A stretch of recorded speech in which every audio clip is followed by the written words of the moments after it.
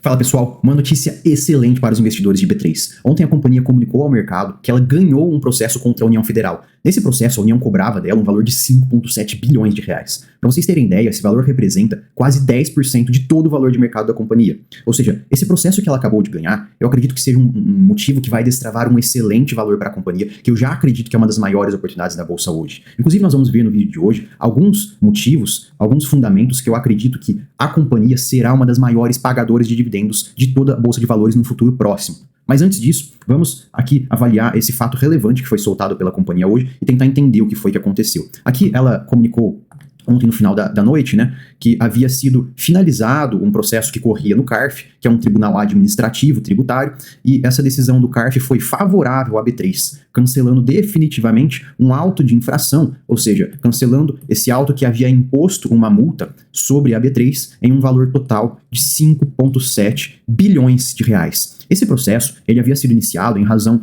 do ágio que foi considerado pela B3 durante a incorporação da Bovespa. Porque pensem assim, pessoal, havia a B3, que era uma empresa, e havia a Bovespa, que era outra empresa. Essas duas empresas fizeram uma negociação onde decidiram que a Bovespa seria incorporada dentro da B3. Portanto, dessa negociação, a Bovespa deixou de existir e ela foi incorporada dentro da B3, que se tornou a única companhia autorizada a atuar nesse mercado desde então.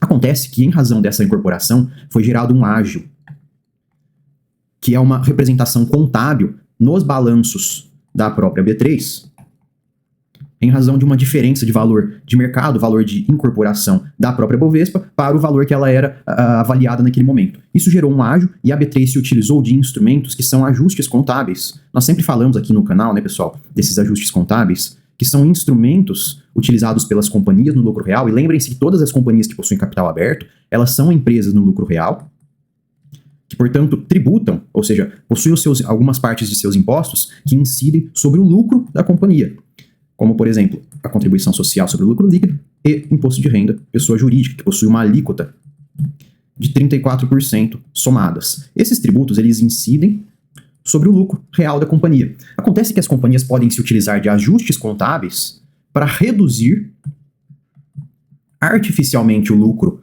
real, reduzindo, por consequência, a incidência desses impostos de 34%.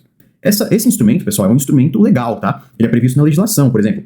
Nós temos amortização, nós temos depreciação, nós temos exaustão. Cada um desses ajustes contábeis, ele é utilizado em uma determinada situação, e a B3 se utilizou do ajuste contábil de amortização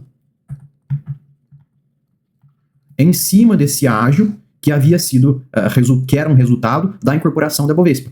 No entanto, a Receita Federal falou, não, eu entendo que esse ajuste contábil que você fez aí em razão dessa amortização, ele era indevido, você usou ele de forma errada. Tá? E aí isso resultou num processo que chegou no CARF, que é um tribunal administrativo, e o CARF falou, não, a B3 está correta, ela poderia fazer sim essa amortização. Portanto, resultou em uma decisão favorável para a B3, que agora ela não vai ser mais obrigada a pagar esse auto de infração no valor avaliado de 5,7 bilhões de reais, que representa 10% do valor total da companhia. É muita coisa, pessoal, é muita coisa mesmo. E aí nós chegamos aqui no resultado que foi entregue pela B3 no quarto trimestre de 2024, que nós vemos um fato que nos chama muita atenção. A receita da companhia total é uma receita crescente, os lucros são crescentes, no entanto, aquele segmento que representa negociação de mercado à vista e derivativo de ações, ou seja, nós estamos falando de renda variável de ações, que esses são esses pilares amarelos, eles estão em declínio. Ou seja, em determinado momento, essa parcela da receita da B3, que foi representada pelo segmento de renda variável, já possuiu aqui uma representação de 36% de todas as receitas da companhia. Hoje, está na casa de 20%. E nós não precisamos explicar o motivo disso, né, pessoal? Hoje, nós como investidores em ações sabemos muito bem que o mercado está largado, ninguém quer investir em ações. Portanto, essa fatia de receita da companhia está em declínio, enquanto a receita total da companhia continua crescente. Imaginem, portanto, quando o nosso mercado acordar e voltar a representar uma fatia histórica de cerca de 30% a 40%, como ela já representou em outro momento. E não se engane, pessoal, a receita continua crescendo, portanto, aqui, se essa fatia voltar para suas médias históricas, com certeza vai apresentar um pico ainda maior de receita. Nós temos aqui uma capacidade de destravar valor em cima da empresa simplesmente por ela voltar às suas médias de negociação de renda variável. Enquanto isso, nós vemos aqui que as demonstrações financeiras da companhia no quarto trimestre continuam apresentando crescimento constante. Ou seja, mesmo durante esse cenário turbulento, para a renda variável, que deveria compor a fatia principal de receita da companhia, mesmo assim a companhia continua apresentando um crescimento de 10% de EBITDA, frente ao mesmo trimestre do ano passado. Um aumento de lucro líquido recorrente de 13%. É muita coisa, pessoal, muita coisa mesmo. Então nós vemos assim, que é uma companhia que deveria estar sendo penalizada financeiramente desse mau momento que o mercado vive, no entanto, mesmo assim, ela está apresentando um crescimento ali na casa de 2 dígitos. Vocês imaginem o que vai acontecer caso a renda variável voltar a ser atrativa no Brasil. Nós sempre sabemos que em algum momento isso vai acontecer. Não se enganem, pessoal. Nós passamos por períodos ruins da história para investimentos em renda variáveis. E o que acaba acontecendo é que em algum momento isso volta para as médias históricas. E quando isso voltar para as médias históricas, a companhia tende a ter uma explosão em suas receitas que vai gerar isso daqui. Nós temos que ver que hoje a companhia já possui uma geração de caixa absurda. A geração de caixa da companhia ao longo do ano de 2024 foi de 3 bilhões de reais. Dessa geração de caixa, olhem o valor que ela destinou para proventos, ou seja, distribuição de dividendos, e agora olhem o valor que ela destinou para recompras de ações.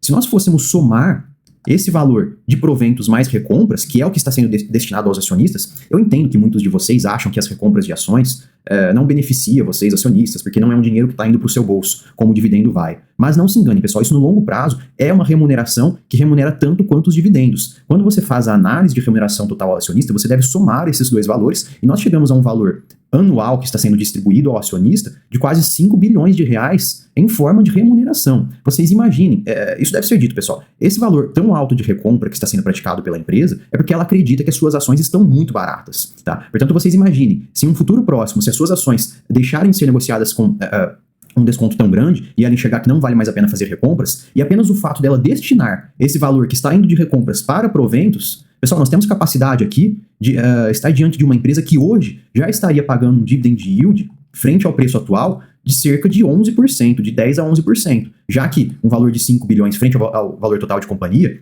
que se não me engano está na casa de 50 bilhões, seria algo de 10% a 11%. Uma companhia que recentemente foi negociada a R$9, pessoal. Então, se nós fôssemos fazer uma equiparação, seria algo próximo ali de R$1, R$1,05 de dividendo por ano para uma empresa que estava sendo negociada a 9%.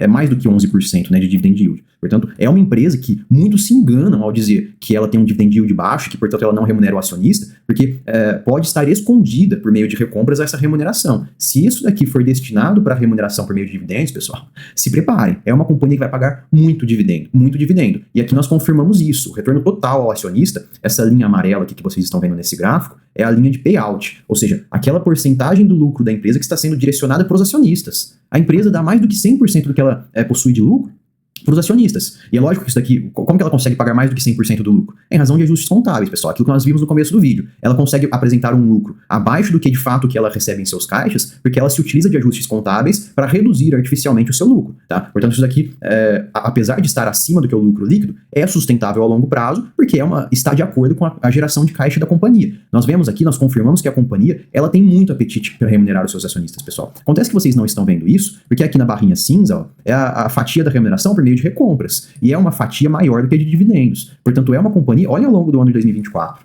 olha a quantidade de valor que ela gerou ao acionista por meio da recompra, que é a barrinha cinza, pessoal. É muito dinheiro. O dia que essa barrinha aqui representar apenas a barrinha mais escura, que são aqui os dividendos, ou JCP, isso daqui virar JCP ou dividendos, pessoal, vai ser uma remuneração muito, muito alta, realmente. Isso sem contar com o crescimento da empresa, que, como nós já vimos, também está apresentando um crescimento constante anual acima de 2 dígitos. Portanto, não é uma empresa que nós vamos falar, nossa, ela vai apresentar um dividendo de 11% estacionário pelo resto da vida. Não, é um dividendo de 11% que tende a continuar crescendo. Não existe nenhum investimento no mundo que vai apresentar uma remuneração atual de 11% com capacidade de crescer ainda. E aqui nós vemos o programa ativo de recompras. Portanto, olhem isso, pessoal. É um valor destinado a recompras anual próximo da casa de 6 bilhões de reais.